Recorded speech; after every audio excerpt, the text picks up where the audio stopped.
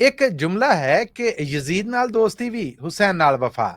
ਇਹਦਾ ਚਰਚਾ ਹੋਇਆ ਕੱਲ ਸੁਪਰੀਮ ਕੋਰਟ ਆਫ ਪਾਕਿਸਤਾਨ 'ਚ ਉਸ ਵੇਲੇ ਜਦੋਂ ਅਦਾਲਤੀ ਕਾਰਵਾਈ ਹੋਈ ਪਾਕਿਸਤਾਨੀ ਕਨਸਟੀਟਿਊਸ਼ਨ ਦੇ ਵਿੱਚ 26ਵੇਂ ਆਈਨੀ ਬਦਲਾਅ ਬਾਰੇ। ਯਾਦ ਰਵੇ ਕਿ ਇਸ ਬਾਰੇ ਬਹੁਤ ਸਾਰੀਆਂ ਅਰਜ਼ੀਆਂ ਨੇ ਜਿਹੜੀਆਂ ਦਾਇਰ ਹੋਈਆਂ ਸਨ। ਇੱਕ ਅਰਜ਼ੀ ਹੈ ਜਿਹੜੀ ਉਹ ਇਸ 26ਵੇਂ ਆਈਨੀ ਬਦਲਾਅ ਦੇ ਖਿਲਾਫ ਇਮਰਾਨ ਖਾਨ ਦੀ ਸਿਆਸੀ ਪਾਰਟੀ ਪਾਕਿਸਤਾਨ ਤਹਿਰੀਕ ਇਨਸਾਫ ਵੱਲੋਂ ਵੀ ਦਾਇਰ ਕੀਤੀ ਗਈ ਸੀਗੀ। ਸੁਪਰੀਮ ਕੋਰਟ ਆਫ ਪਾਕਿਸਤਾਨ ਨੇ ਇਹਨਾਂ ਸਾਰੀਆਂ ਅਰਜ਼ੀਆਂ ਨੂੰ ਇੱਕ ਕੇਸ ਬਣਾ ਕੇ ਯਾਨੀ ਇਕੱਠੀਆਂ ਕਰਕੇ ਇੱਕ ਕੇਸ ਬਣਾਤਾ, ਪਰ ਇਹ ਕੇਸ 1 ਸਾਲ ਤੱਕ ਅਦਾਲਤੇ ਨਾ ਲੱਗਾ। ਇਸ ਤੋਂ ਬਾਅਦ ਇਸ ਅਦਾਲਤੇ ਇਹ ਫੈਸਲਾ ਕੀਤਾ ਗਿਆ ਕਿ ਫੁੱਲ ਕੋਰਟ ਬੈਂਚ ਬਣਾਇਆ ਜਾਏ ਜਿਨ੍ਹਾਂ ਦੇ ਸਾਹਮਣੇ ਦਲੀਲਾਂ ਦਿੱਤੀਆਂ ਜਾਣ ਕਿ ਕੀ 26ਵਾਂ ਆਈਨੀ ਬਦਲਾਅ ਹੈ ਜਿਹੜਾ ਇਹ ਠੀਕ ਹੈ, ਜਾਇਜ਼ ਹੈ ਜਾਂ ਨਹੀਂ, ਔਰ ਇਹਦੇ ਤੋਂ ਬਾਅਦ ਉਹਨਾਂ ਵਾਲੇ ਬਦਲਾਅ ਨੇ ਜਿਹੜੇ ਉਹਨਾਂ ਤੇ ਬਹਿਸ ਕੀਤੀ ਜਾਏ। ਕੱਲ ਇਸ ਮਾਮਲੇ ਦੇ ਉੱਤੇ ਪਹਿਲੀ ਅਦਾਲਤੀ ਕਾਰਵਾਈ ਸ਼ੁਰੂ ਹੋਈ ਜਿਹਨੂੰ ਸੁਪਰੀਮ ਕੋਰਟ ਪਾਕਿਸਤਾਨ ਦੇ ਫੁੱਲ ਕੋਰਟ ਬੈਂਚ ਨੇ ਲਾਈਵ ਸਟ੍ਰੀਮ ਕਰਨ ਲਈ ਆਖਿਆ।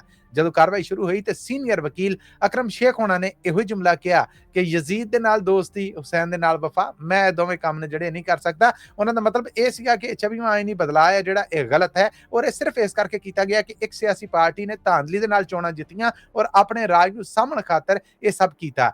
ਇਸ ਵੇਲੇ ਪਾਕਿਸਤਾਨੀ ਸੋਸ਼ਲ ਮੀਡੀਆ ਦੇ ਉੱਤੇ ਅਕਰਮ ਸ਼ੇਖ ਹੋਣਾ ਦੀ ਇਹ ਗੱਲਬਾਤ ਜਿਹੜੀ ਸੁਪਰੀਮ ਕੋਰਟ 'ਚ ਹੋਈ ਹੈ ਪੂਰੀ ਤਰ੍ਹਾਂ ਵਾਇਰਲ ਹੈ ਔਰ ਟਾਪ ਟ੍ਰੈਂਡ ਹੈ ਕਿ ਹੁਸੈਨ ਦੇ ਨਾਲ ਵੀ ਦੋਸਤੀ ਔਰ ਯਜ਼ੀਦ ਦੇ ਨਾਲ ਵੀ ਵਫਾ, ਮੈਂ ਇਹ ਕੰਮ ਜਿਹੜਾ ਨਹੀਂ ਕਰਾਂਗਾ।